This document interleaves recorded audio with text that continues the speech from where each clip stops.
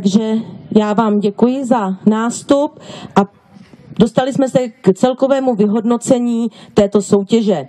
Začneme disciplínou 100 metrů s překážkami. Na 3. místě se umístil Říha Jaroslav, Písková Lhota s časem 17:42. Na 2. místě Bárta Radek Dneboch s časem 17,38. A 1. místo obsadil Jelínek Karel z Pískové Lhoty stejným časem 17,38.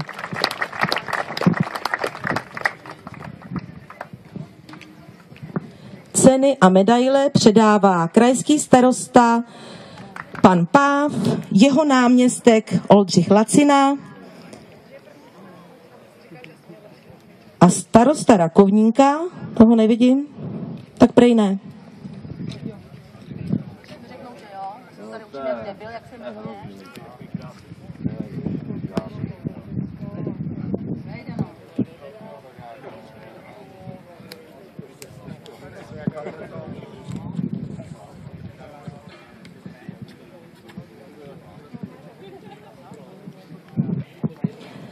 Takže pánové, gratulujeme.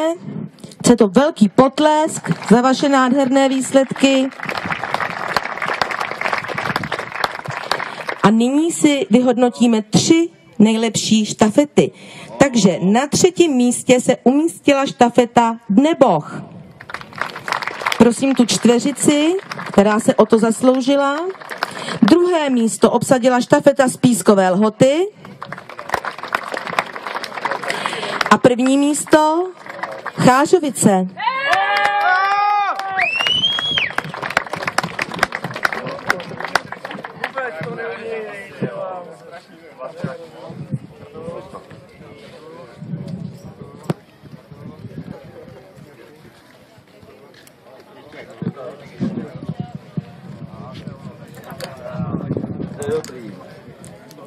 Diplomy a medaile opět rozdávají pánové, které jsem už jmenovala.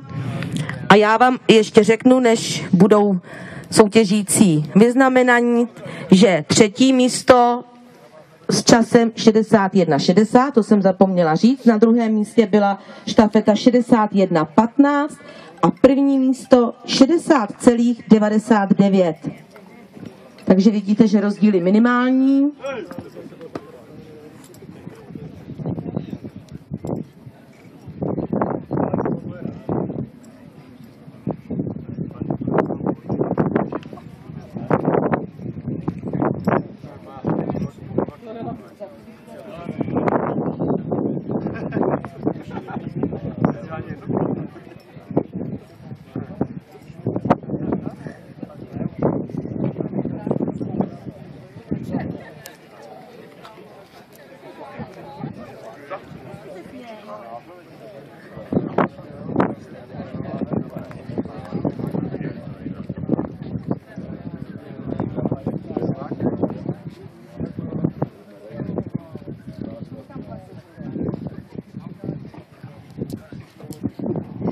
Takže pánové, gratulujeme.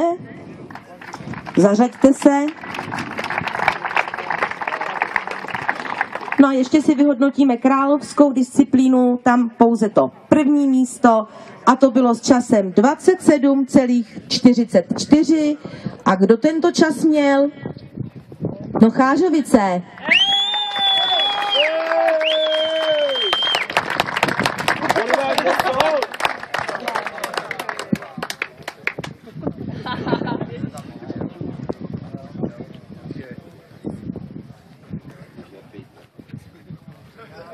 Takže velká gratulace.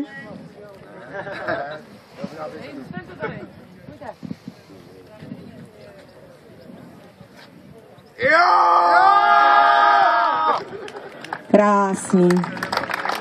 Takže potlesk za nejlepší útok. No a jsme u konečného pořadí. Budu to číst od 12. místa do 4. vystoupí pouze velitel nebo vedoucí družstva. Na 12. místě se součtem bodů 31 se umístily Velvary, na 11. Turkovice 30 bodů, na 10. Chyňava s 27 body, na 9. Sloup s 25 body, na 8. Šetaty s 24 body, na 7. Střemy s 21 bodem, na 6. Dneboh se 17 body, na 5. Chmeliště též se 17 body, ale s lepším útokem, a na 4. místě Sestroň se 16 body.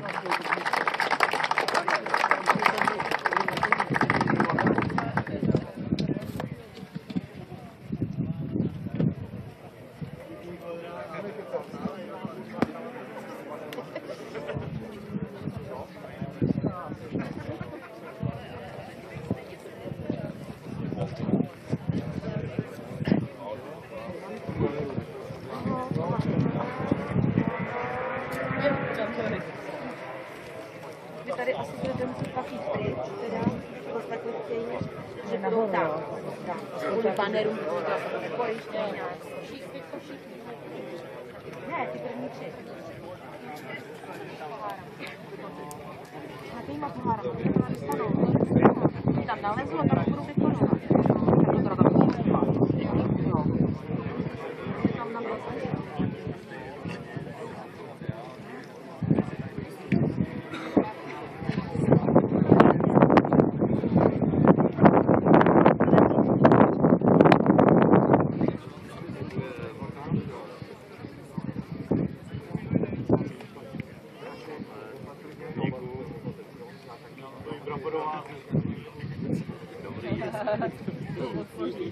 Ale my asi podporujeme tady a pak je tam že jo?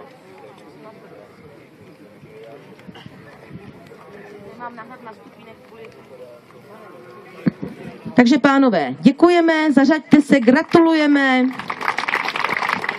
No a jsme na stupních vítězů, takže na bronzovou trojku si vystoupí, nebo nejdříve nastoupí družstvo z Klučova, součet bodů 14. Na druhém místě Písková Lhota, součet bodů 6.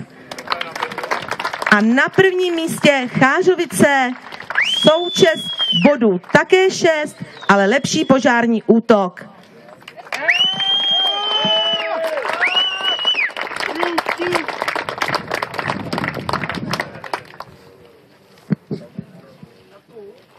Takže poslední dekorování vítězů krajského kola opět provede krajský starosta se svým náměstkem, starosta okresu Rakovník.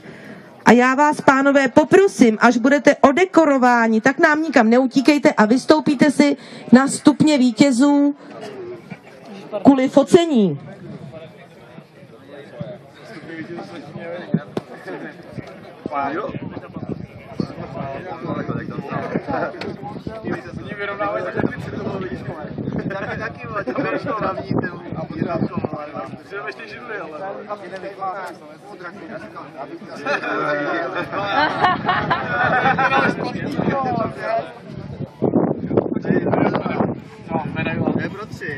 I poražení, ale jak já vždycky říkám, poražený z těchto soutěží nechodí nikdo, protože vítěz už je i tím, že se zúčastnil krajského kola a že sem postoupili ty nejlepší z kterých, nebo které máme na těch našich okresech.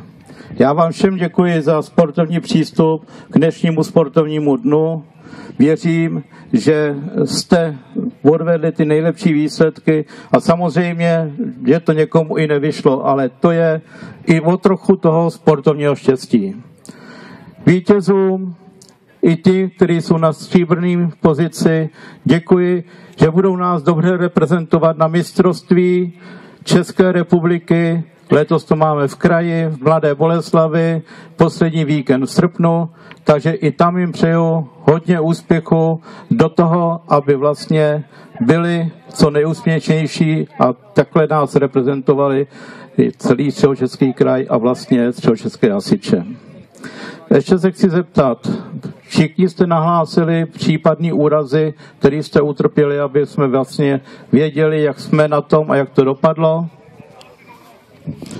Pokud pokud si ještě na něco vzpomenete, tak než odejdete z tohoto prostoru, tak tamhle ve štábu to nahlašte. Já věřím, že soutěž proběhla v tomto duchu, tak jak jsme si představovali. Já jsem byl aspoň vrcholně spokojený. O to víc jsem spokojenější, že mi vyhrálo družstvo z okresu. No, dívám se na ty vaše plechovky tady, tak to vysychá, to se nedivte. Ale přesto mi dovolte, abych měl jednu kritickou připomínku. A to se vždycky hodnotí a prakticky na těch společných našich soutěžích, které byly minulý leta s Hasičským záchranným sborem, se vždycky hodnotí i ústroj. Přátelé, tato ústroj není zrovna ta nejlepší, kterou si představujeme na tom, aby jsme předstoupili před komisi, která vám odděluje ceny a před diváky, který vlastně by tady mohli být. Samozřejmě dneska ji tady moc nemáme. Vemte si to za cíl a prakticky pro příště ta ústroj je kompletní, tak jak se nastoupuje dopoledne, tak by se mělo nastupovat i v včasných dnešních hodinách. Takže já vám přeju hodně úspěchu a šťastnou cestu domů. Soutěžní družstva na můj povel. Pozor! Požárnímu sportu. Nazdar! Rozchod!